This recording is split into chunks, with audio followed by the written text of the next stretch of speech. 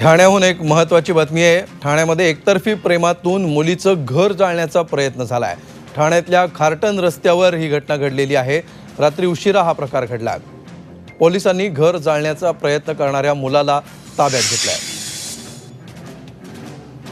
याविषयी अधिक माहिती घेऊया। आमचे प्रतिनिधी कपिल राऊत सध्या आपल्या सोबत आहेत।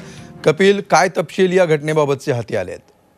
पहिले तर अमोलच्या मुलाला ताब्यात घेतलेलं आहे। रितेश मेरोल नावाचा हा 25 वर्षीय युवक आहे, त्याला पोलिसांनी ताब्यात घेतलेला आहे। ह्या मुलीचं काल दिवशी रात्री भांडण झालं होतं। त्या व्हॉट्सअपवरती या मुलांनी तिचा त्या दोघांचा फोटो डीपी ठेवला होता आणि त्या मुलींनी त्या जाब विचारला, असं का केलंस तू, माझं लग्न ठरलेलं आहे।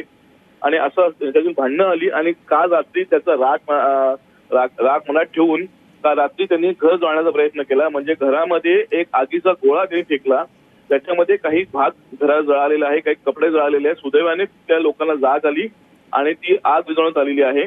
म्हणजे एकतर्फी प्रेमातनं एका मुलीचं घर जाळण्याचा धक्कादायक प्रकार ठाण्यात घडलेला आहे आणि ह्या नराधमाला किंवा ह्या आरोपीला पोलिसांनी ताब्यात घेतला आहे। धन्यवाद कपिल या सविस्तर माहितीबद्दल।